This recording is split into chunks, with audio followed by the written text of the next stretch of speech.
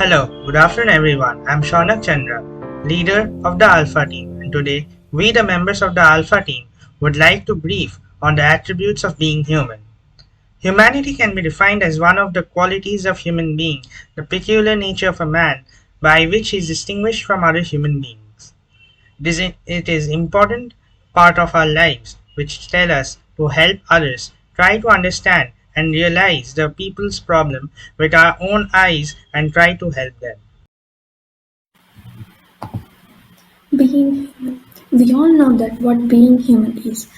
And also, we all know that we are human beings with uniqueness. Each one of us has different unique traits, personalities, features, and is different from an animal or a creature on earth. This means that we are human beings. We cannot be like other animals and machines. We have emotions, sentiments, intelligence, complex problem solving, which all together makes us human beings. But does that mean all human beings are being human? Nowadays, we are being in our own world, even though we are sitting beside each other. We feel lonely even though we are in between of hundreds of people. We are losing ourselves slowly because we forget what is being human. So let's see what is being human. It is being able to understand what others feel, what other living being is going through and suffering, and able to commemorate with it and trying to help those people with what we have, helping other humans, animals, and family members and friends. Being human means standing by the people who depend on us at all times rather than being the first person to run away. Hey everyone, I'm Navdeep J, and I'm going to be talking about the topic being human. 206 bones in the human body and approximately 1.5 gallons of blood give humans the ability to walk and talk. And while these are a very important part of the human being, these things alone don't define us as humans. For it is not our blood or bones or even the ability to feel emotions such as love that defines someone as a human, but it is the combination of these things paired with the ability to execute complex brain functions that sets human apart from other organisms and defines someone as a human being.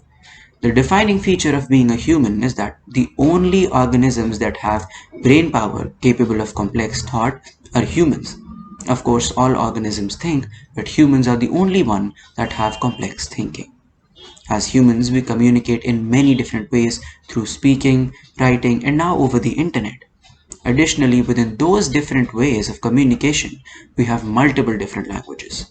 This all traces back to the way the human brain is structured. The human brain allows for this intricate way of thinking that allows humans to communicate on a whole other level compared to other animals. Now, animals do communicate, however, they don't communicate on the level that humans do. All dogs bark, all birds tweet, but humans have hundreds of different languages, each with unique characteristics. On top of that, humans also have the capability to read and write. No other organism has the ability to write out its thoughts or to read instructions on how to do something. Other animals are simply born with the ability to communicate, yet humans are taught to articulate different words in different languages. It is because of these words that we're able to communicate feelings. It is because of the ability to read and write that there are great works of literature such as Harry Potter and The Lord of the Rings.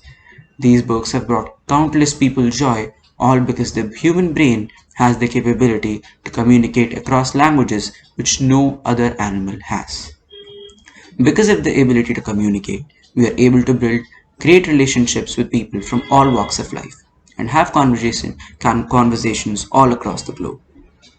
Willingness to respect the existence of others, acceptance of the universal and natural truth, being responsible for the world around, ability to understand the sufferings and misfortunes of others, doing away with inflicting any pain, and putting a civilizing effect on with whom or which we have direct or indirect involvement makes humans humane.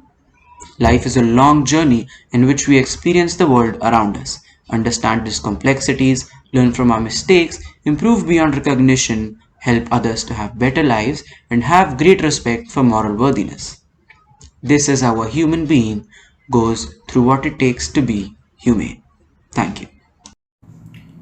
Hello, I'm Shubhankar Mishra and I'm going to talk about being human. As a human being, we have evolved so far that all the decisions we take are made by our own consciousness.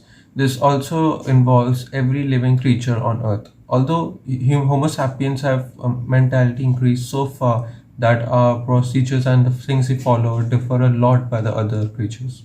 And sometimes humans take good decisions as well as some irrational decisions. And these are all affected by the in groups that we follow. For in groups, we can consider people like tribal area who have their own groups, or the people living in urban areas which are following their own norms. Although every one of them follows their own instinct and their own consciousness, but still this involves some type of development between them. And for the irrational decisions we take, those are only involved when the group are not feeling in a proper spiral moment and they're always having some kind of fear or some kind of in-preferred highlights that we follow. And there's a saying by Mark Twain that whenever you find us on the side of the majority, it's time to reform. And this highlights the point that people, when they're in a group and they're following some bad things or having bad decisions, their own consciousness should play a part in it and also help try to avoid the things that are going to happen.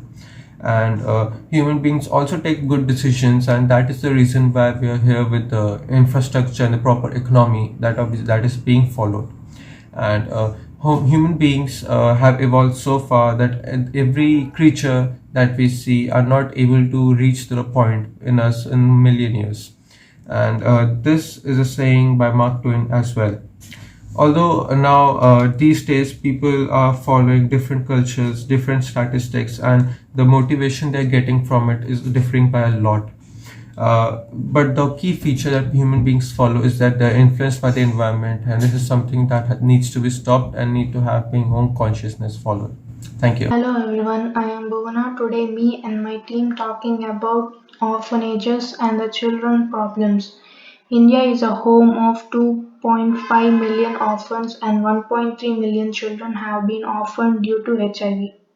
More orphans suffer a host of physical, sociological, and psychological problems, including lack of nutrition, education, and abuse. Only 5% have hope of completing a minimum level of education. Without assistance, they will be uneducated, unskilled, and destitute adults. We concentrate our efforts in providing an atmosphere where they receive individualized attention with the support of a family. The loss of parents during childhood, also termed as orphanhood, is considered stressful as a risky factor of a poor mental health of the children. According to the census, there are approximately 153 million adolescents who have lost a mother or a father, and 17 million of them have lost both parents. Lack of self determination and inability to take decisions put them at the risk of anxiety. Thank you. In this portion of video, I'll give a brief stats on the number of orphans in India and how they were affected by the pandemic. As of 2018, India had about 31 million orphans. This number represents only the registered orphans, but the exact number of orphans in India is expected to be much more than this. 31 million might sound very small as compared to the total population of India, that is 1.3 billion. But as a matter of fact, 31 million is much more than the population of 150 plus countries, which is a serious matter to be concerned about. And as if things can't get any worse, in 2020, this happened. Mysterious pneumonia outbreak in Wuhan, China. A new type of coronavirus. The World Health Organization has just declared that this is a pandemic. Since the pandemic hit, at least 3,600 children have been orphaned. 26,000 have lost one of their parents and 274 were abandoned, which makes up a total of 30,000 plus according to the National Commission for Protection of Child Rights.